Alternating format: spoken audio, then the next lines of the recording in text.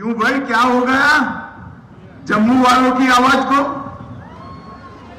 ऐसा नहीं चलेगा भाई। दिल्ली तक आवाज जानी चाहिए कि इस बार भी 24 के चुनाव में मोदी जी को फिर से देश का प्रधानमंत्री बनाना है। मेरे साथ दोनों हाथ उठाइए, अंत तक सभी लोग उठाए दोनों हाथ। 24 में 300 से ज्यादा सीटों के विजय के संकल्प की मुट्ठी बींचिए और प्रचंड आवाज से बोलिए, भारत माता की, भारत माता की, भारत माता की। मंच पर उपस्थित श्रीमान मनोज सिन्हा जी, महामहिम उपराज्यपाल जम्मू कश्मीर, मेरे मित्र और पीएमओ में राज्य मंत्री, यहीं के सांसद डॉक्टर जितेंद्र सिंह जी, भाई जुगल किशोर जी, सांसद जम्मू लोकसभा, महापौर जम्मू श्री राजेंद्र शर्मा जी, हमारे गुर्जर साथी राज्यसभा के खड़े हो जाइए, ऊपर नहीं आए हैं, राज्यसभा के सदस्य महोदय श्री अजय कुमार भल्ला जी, श्री अरुण कुमार मेहता जी, श्री तपन डेका जी, श्री श्यामल मिश्रा जी, और आज इतनी चिलचिलाती धूप में इतनी बड़ी संख्या में आए हुए प्यारे भाइयों बहनों माताओं और मेरे जिगर के टुकड़े जैसे युवा मित्रों, आप सभी को सबसे पहले मेरा राम राम प्रणाम। आज फिर एक बार ये मंदिरों की नगरी में आने का मुझे मौका मिला है। उस वक्त मैं सबसे पहले मां वैष्णो के चरणों में प्रणाम कर मेरे श्रद्धा व्यक्त करना चाहता हूं। भाइयों और बहनों, आज 23 जून श्यामा प्रसाद जी का बलिदान दिवस है। हम सब जानते हैं, पूरा देश जानता है, आज पश्चिम बंगाल अगर देश के साथ जुड़ा है तो वो श्यामा प्रसाद मुखर्जी के कारण जुड़ा है। और पूरा देश जानता है कि आज फिर से एक बार जम्मू कश्मीर में पूरा भारत के साथ जुड़ा हुआ है। धारा 370 निरस्त हुई है तो इसका एकमात्र कारण श्यामा प्रसाद जी का बलिदान और उनका हौसला और संकल्प। ये महापुरुष ने 1953 में देश के उद्योग मंत्री के नाते इस्तीफा दिया। जब धारा 370 इंट्रोड्यूस हुई, इसका विरोध किया और कहा इस देश में 2 विधान, 2 निशान, 2 प्रधान नहीं चलेंगे। और इसके लिए सत्याग्रह करते करते जम्मू कश्मीर तक पहुंचे। धोखे से अरेस्ट कर लिया गया, परमिट नहीं है करके। अरे भला अपने देश में जाने के लिए कौन सी परमिट? और हम सब जानते हैं कि इनकी हत्या कर दी गई। आज श्यामा प्रसाद जी का बलिदान दिन है, मगर मैं जानता हूं श्यामा प्रसाद जी की आत्मा जहां पर भी होगी बड़े सुकून के साथ होगी, क्योंकि 5 अगस्त 2019 को मोदी जी ने धारा 370 को निरस्त कर दिया है। और मित्रों, श्यामा प्रसाद मुखर्जी और डॉक्टर पंडित प्रेमनाथ डोगरा, ये दोनों ने हमारे जम्मू कश्मीर को भारत माता का मुकुटमणि बनाने के लिए जो योगदान दिया है, इसके लिए न केवल जम्मू कश्मीर पूरा देश ये दोनों महामानवों के हमेशा के लिए ऋणी रहेगा, उनके ऋण का स्वीकार करते। मित्रों, आज कई सरकारी कार्यक्रमों के लिए आज मैं यहां आया हूं, तब मोदी जी की सरकार के 9 साल समाप्त हुए हैं। ये 9 साल में भारतीय जनता पार्टी अभी एक महाजन संपर्क अभियान चला रही है। वो जन संपर्क अभियान में हमने 9 साल में देश कहां से कहां पहुंचा, इसकी बात करनी है। मित्रों, मैं एक ही बात करता हूं, मोदी जी ने 12 लाख करोड़ के घपले, घोटाले, भ्रष्टाचार वाली यूपीए सरकार की जगह 9 साल तक नरेंद्र मोदी जी की सरकार पर कोई भी भ्रष्टाचार का आरोप तक नहीं कर सकता, ऐसी सरकार चलाई है। और इस देश में से भ्रष्टाचार को हमेशा के लिए तिलांजलि देने की शुरुआत की। उन्होंने इस देश का गौरव बढ़ाया है, इस देश का उत्कर्ष किया है और इस देश के 60 करोड़ गरीबों के जीवन में ढेर सारी सुविधाएं, जिसका गरीब आदमी 70 साल से राह देख रहा था, उसको पहुंचाने का काम प्रधानमंत्री नरेंद्र मोदी जी ने किया है। आज यहां पर 84 करोड़ की लागत से 3 उद्घाटन हुए, जिसमें मेन बक्सीनगर में बोन एंड जॉइंट हॉस्पिटल का निर्माण, ग्रिड स्टेशन का उद्घाटन और डोगरा चौक से केसी चौक तक बड़ी सड़क का उद्घाटन। इसके साथ साथ 309 करोड़ की लागत से शिलान्यास भी हुआ है, जिसमें CFSL 100 करोड़ की लागत से बनने जा रही है। मित्रों, आज मैं इतना ही कहना चाहता हूं कि मोदी जी के नेतृत्व में जम्मू कश्मीर विकास के रास्ते पर चल पड़ा है। आज यहां पर गोल्ड हेल्थ कार्ड वितरण का भी कार्यक्रम हुआ। लगभग जम्मू में, कश्मीर में 97 लाख लोगों को एक गोल्ड कार्ड का फायदा मिल रहा है। ये मोदी जी का जम्मू और कश्मीर की घाटी पर लगाव ही है। पूरे देश भर में ये प्रधानमंत्री आयुष्मान भारत योजना सिर्फ और सिर्फ गरीबों को मिलती है, मगर जम्मू कश्मीर में कोई भी नागरिक हो, उसको 5 लाख तक की सारी स्वास्थ्य की सुविधाएं मुफ्त में देने का निर्णय प्रधानमंत्री नरेंद्र मोदी जी ने किया है। मित्रों, नरेंद्र मोदी जी ने किया है। और हर रोज 2 करोड़ का भुगतान जम्मू कश्मीर सरकार इस पर कर रही है। हर रोज 2 करोड़ का भुगतान, और आज ये आगे जाएगा, आगे बढ़ेगा। अभी तिरुमला तिरुपति देवस्थानम का मंदिर का भी यहां पर शुभारंभ हुआ है। ये सभा के बाद मैं जाऊंगा और वहां पर अपनी श्रद्धा व्यक्त कर आगे घाटी के लिए निकलूंगा। मित्रों, मोदी जी के नेतृत्व में नया जम्मू कश्मीर बन रहा है।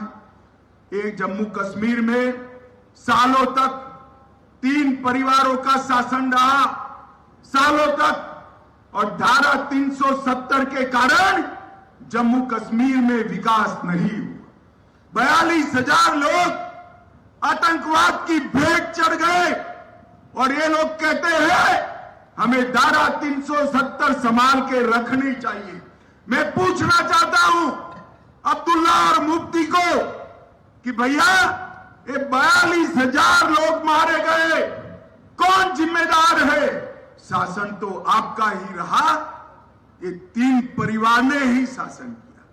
नरेंद्र मोदी जी के नेतृत्व में यहां पर आतंकवाद पर संपूर्ण नकेल कसने का काम भारतीय जनता पार्टी की सरकार ने किया है। मैं आगे इसका आंकड़ा दूंगा। आज यहां पर बहुत सारे गुर्जर भाई भी दिखाई पड़ते हैं, ढेर सारे पहाड़ी भी आए हुए हैं। मुझे बताओ भाई, ये धारा 370 न जाती तो आपको आरक्षण का फायदा मिलने वाला था कभी? क्या बोलिए, मिलने वाला था? कभी हमारे दलित भाइयों को, आदिवासी भाइयों को फायदा न मिलता? हमारी माताओं बहनों को फायदा न मिलता? धारा 370 गई, ये सारे पिछड़े और वंचित लोगों को आरक्षण का फायदा होगा ना, पहाड़ी का गुर्जर का जाएगा और पहाड़ी को मिलेगा। गुर्जर का भी नहीं जाएगा, 1% भी कम नहीं होगा और पहाड़ियों को भी अपना अधिकार मिलेगा। ये न्याय नरेंद्र मोदी जी ही कर सकते हैं। मित्रों, कई सारे शैक्षिक नौकरियों में आरक्षण हुए, एसटी समुदाय के लिए विधानसभा में भी आरक्षण हुआ, दलित समुदाय के लिए भी आरक्षण हुआ। ये सारे बदलाव नरेंद्र मोदी जी के कारण आए हैं। अभी अभी मैं एक बार देख रहा था, एक आतंकवादी घटना हुई, महबूबा जी जोर जोर से बोलने लगी, कहां गया आतंकवाद? मुफ्ती मैडम और अब्दुल्ला साहब, मैं आपको जवाब देना चाहता हूं। यूपीए के 10 साल के अंदर 7,327 आतंकी घटना हुई थी और एनडीए के 9 साल में सिर्फ 2350, 70% की कमी लाने का काम एक भारतीय जनता पार्टी की सरकार में हुआ है। 2056 नागरिक मारे गए थे यूपीए की सरकार में। 9 साल में सिर्फ 377 मारे गए हैं, 377। ये भी हमें गवारा नहीं है मित्रों। और 370 धारा हटने के बाद 47 महीने में हड़ताल और बंद के सिर्फ 32 कॉल आए हैं, 32 कॉल। और पत्थरबाजी की घटनाएं भी 90% कम हुई है।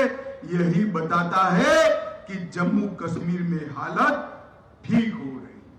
जम्मू कश्मीर के विकास के लिए इंडस्ट्रियल पॉलिसी लेकर हम आए, इंडस्ट्रियल लैंड अलॉटमेंट पॉलिसी लेकर आए, private industrial estate development policy लेकर आए, वूल प्रोसेसिंग, हैंडीक्राफ्ट और हैंडलूम की पॉलिसी भी लेकर आए।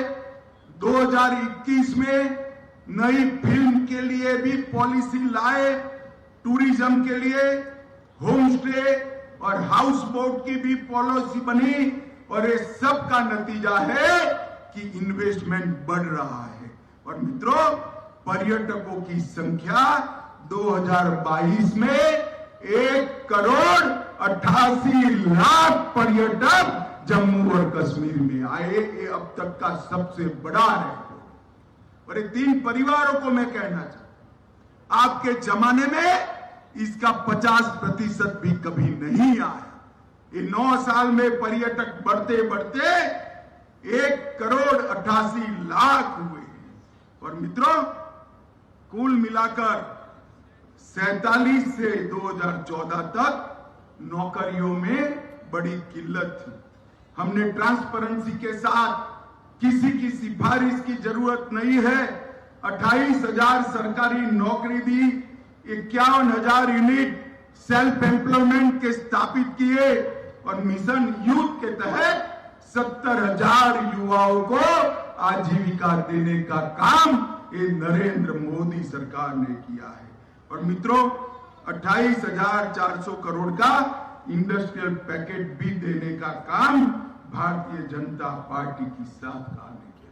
मित्रों, जिन युवाओं के हाथ में एक जमाने में पत्थर होते थे, आज वही घाटी के युवाओं के हाथ में, जम्मू के युवाओं के हाथ में लैपटॉप देकर मन को बहुत आनंद होता है। ये परिवर्तन ये 9 साल के अंदर नरेंद्र मोदी जी के कारण आया है। कंकड़ की जगह किताब लेकर पढ़े हुए युवा न केवल जम्मू कश्मीर, देश के भविष्य को संवारने वाले हैं। मित्रों, पहले इनके भविष्य पर ब्लैक स्टॉप लिखा हुआ था, अब ब्लैक बोर्ड पर वो अपना खुद का भविष्य लिख रहे हैं। ये परिवर्तन भारतीय जनता पार्टी की सरकार में।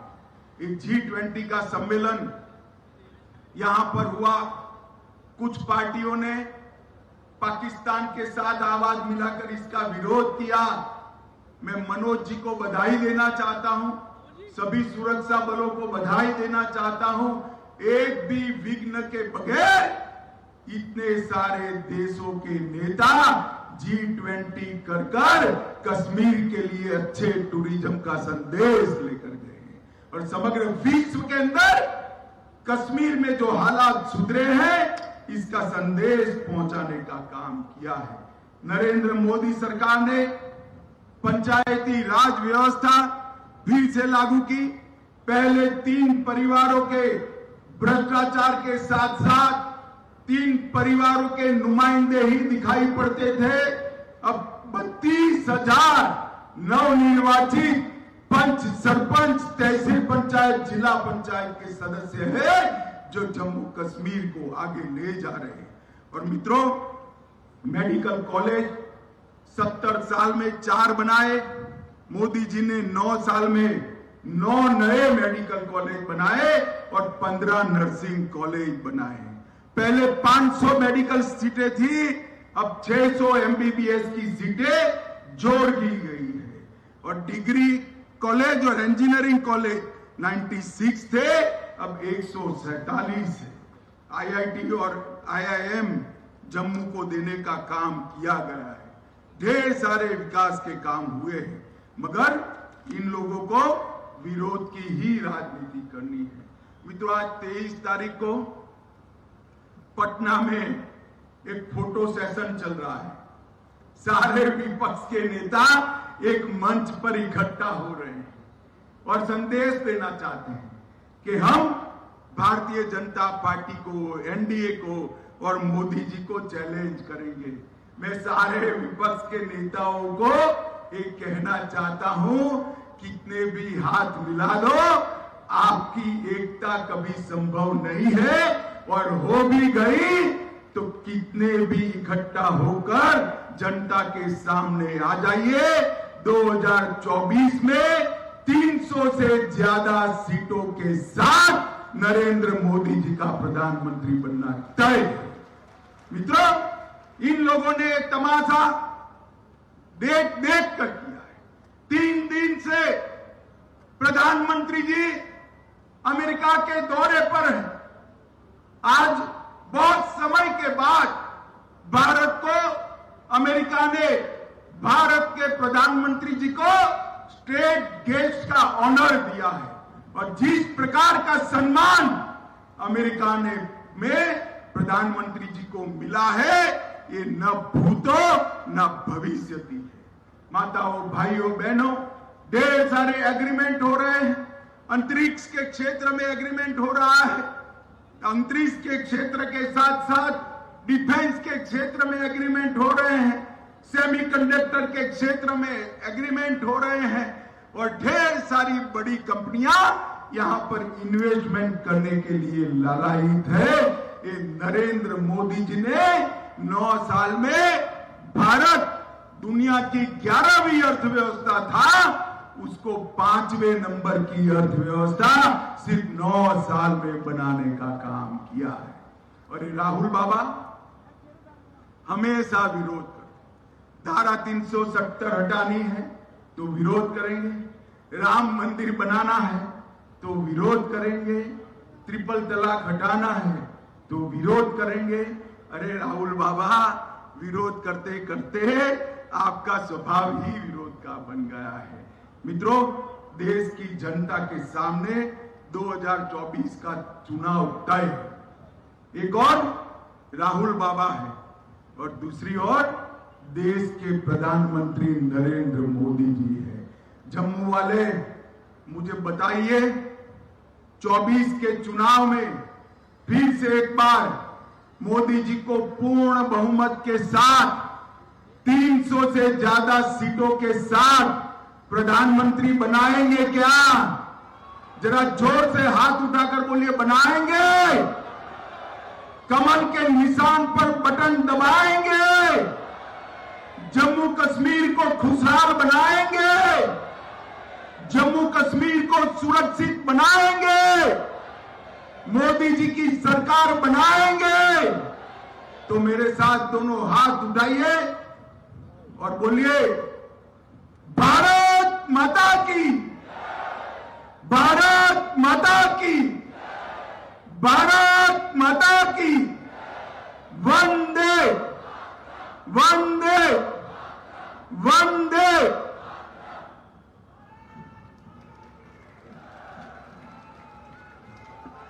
आज के इस सफल आयोजन के लिए मैं माननीय गृह मंत्री श्री अमित शाह जी, केंद्रीय मंत्री डॉक्टर जितेंद्र सिंह जी, महामहिम उपराज्यपाल श्री मनोज सिन्हा जी एवं सभी आगंतुकों, आयोजकों, सुरक्षा कर्मियों, मीडिया बंधुओं एवं अधिकारियों का हार्दिक आभार व्यक्त करते हुए